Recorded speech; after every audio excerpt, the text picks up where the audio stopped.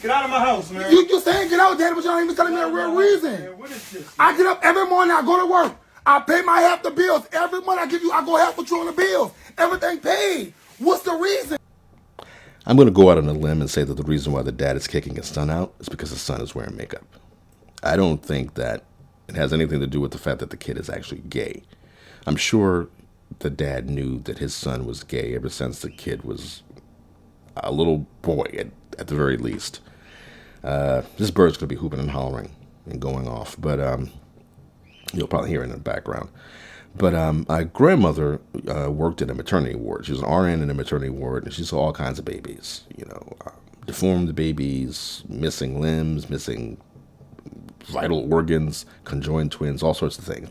And the one thing she would always say, not that we always talked about this, one thing she would mention a few times was that you could tell if the baby was gay or not. Like, they were born gay. She said, no, babies are born gay.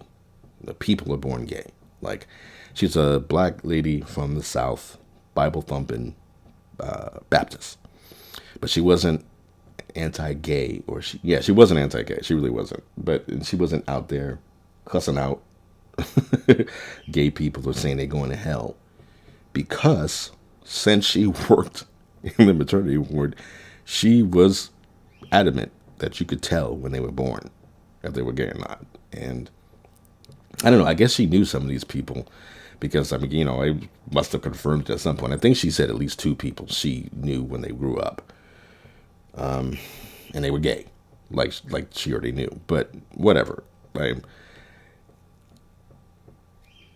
What's happening with gender obsession is that I feel like it's become a parody, because the dad is looking at the son, who he knows is gay, but now the son is wearing makeup and he's got lashes or whatever. And he just looks, to be honest, it's like an idiot. He looks stupid.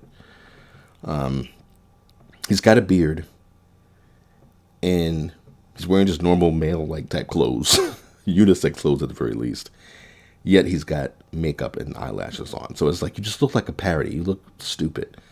And, people are maybe like neighbors, friends, other family members are maybe giving him side eye. I know at some point in the video, he says something about the kind of friends he's bringing over and all, hours in the house. And they're probably just all very annoying, obnoxious, loud, and the type of people that, are on Twitter all the time causing trouble.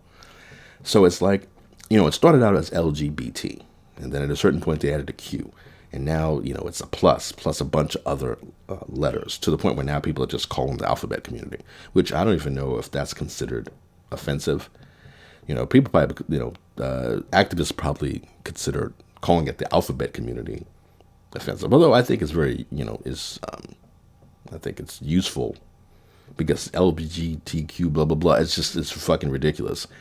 That's the thing. Just because you have a cause that's noble doesn't mean that everything you do to promote that cause makes sense or isn't open to mockery or dismissal. And that's the whole thing about like Ricky Gervais and Dave Chappelle making jokes about gay people and trans people or whatever.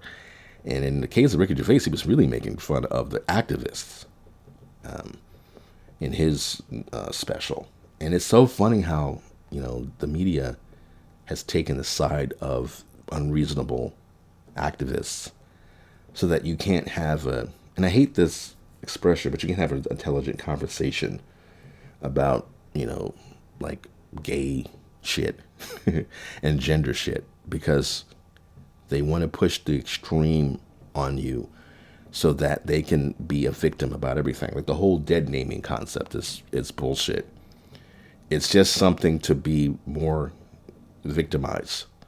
The whole point about being trans is that obviously you're trans, you've had a past. So not being able to like pretending that bringing up your past is somehow dead naming. It's the most, talk about overstating harm. It's the most absurd term. You dead named him or her, whatever the situation is. It's like this person had a name before. We know it. If you're like Muhammad Ali was Sonny Liston dead naming him when he was going up Cassius Clay. It was disrespectful, and he got his ass beat. But it wasn't the situation where it's like, his dead naming. Your whole career should be over with. We have to protect special classes, and it's like it's gone from just saying, hey, just tolerate these people, let them exist, stop, don't beat them up, don't go overboard harassing them or whatever. To And that term, special snowflakes, but that's what they act like. It really is like, the whole way that college acts, like students in college, where everything is geared towards the most overly sensitive person in the class, where if you just offend somebody, you could be kicked out of school. It's ridiculous. And so I'm pretty sure the dad is just like, I don't know if at some point with you and your friends, you're going to just say, hey, I'm not just a gay man, I'm actually trans, and get surgery and shit. And it's the kid's business, it's his son's business if he wants to do that. But if the dad doesn't want to be around it because it just seems absurd, and he thinks that the guy's friends are a bad influence, because now just being gay is not special enough anymore. Like I said, it started out LGBT. And then they just keep adding more and more to it. Everybody wants to be a part of it. And I don't think non-binary should be a part of it. I will use he, she pronouns, but they, them, I don't give a shit about that. You're not born non-binary. You just decide you want to be non-binary. Now, I guess maybe if you're intersex or hermaphrodite, what they used to call hermaphrodite, I think it's intersex now. That's one thing. But to just be like, oh, today I'm a woman and tomorrow I'm a man, or like Joe Rogan was talking about how he read or watched something where like it was pretty much every 20 minutes the person, a guy, he was a guy, was basically switching personalities. Like it wasn't just that he was non-binary. He was basically saying, okay, now I'm Paula and I'm a woman. And then 20 minutes later, now I'm Joe and I'm a girl. I'm a man or whatever, right? So, that's the thing. It's like, it's not enough to just be gay. The trans experience is the most important experience a person can have now, particularly a trans woman's experience. Yeah, so now maybe this dude who's getting kicked out of the sun is starting to wear makeup because he wants to stand out. There was an old MTV show, a reality show, where this kid, it was Thai family, the kid came out to the dad. He was saying, I'm gay. And the dad was like, I knew you were gay ever since you were born, basically. And that's fine. I don't have a problem with that. But just don't act all flamboyant about it. Just don't go running around, being sachet, okay, or whatever. Like, don't be all up in arms about it. Now, of course, it would be up to the kid if they want to act like that. But the dad was like, you could be gay, that's fine. But you don't have to be, all loud and proud about it. And he wasn't even saying basically like, don't shame yourself by being loud. But it's more like, in other words, don't be ashamed, but don't act up and just like be all extra about it. It's basically what he was saying. And that's the thing. Like you look at in the comic books, Tim Drake and his boyfriend Bernard.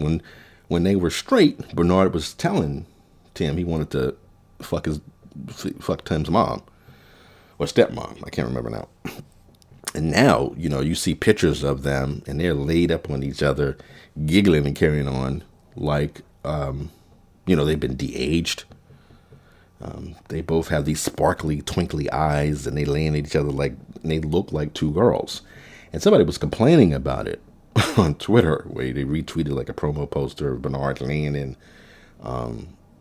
Tim Drake's lap. And they send there these two bros. They used to be bros and now they hoes. No, but anyway, they lean all up on each other and giggling and stuff. And he was like, why are they drawn like this now? Just because they turned gay, they don't have to look like this. It's like now they look like they've been de-aged. Like they look younger, like little, sparkly eyed teenagers or whatever. Something. And some straight dude got on there talking about, no, it's beautiful.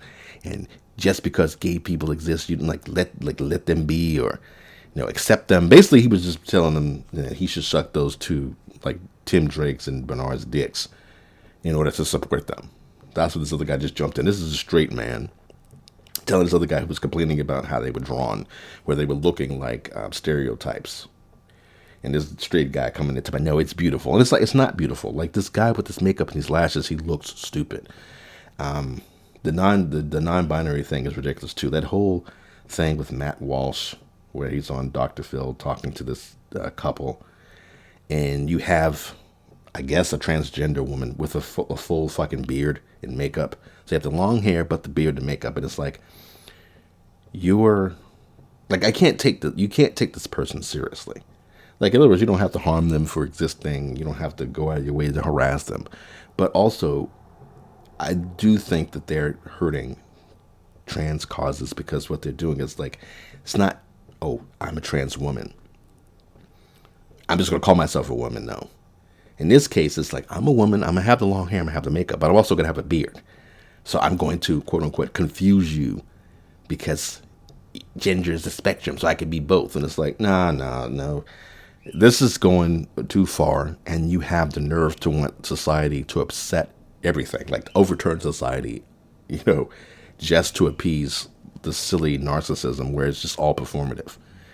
And I think they did that on a just visceral level, looking at his son, this big black dude with a beard, but he got lipstick on and goddamn eyelashes, and it's like, fine, be gay, but this, you look like a clown, and like you're making me look stupid. And if you doing this for attention, you're probably going to go even further. You're probably going to be wearing dresses, and I'm just not going to have that in my house. And I'm pretty sure the stupid friends that he was bringing home were just these, dumb goofballs who spend all their time online, and they think the shit is funny. Like, it's not about acceptance. It's about, I'm going to perform, and you're going to accept it, and you're going to like it. I'm going to force you to do it. And if you say anything about it, if you criticize it, if you have skepticism towards it, if you just mock it, I'm going to destroy you.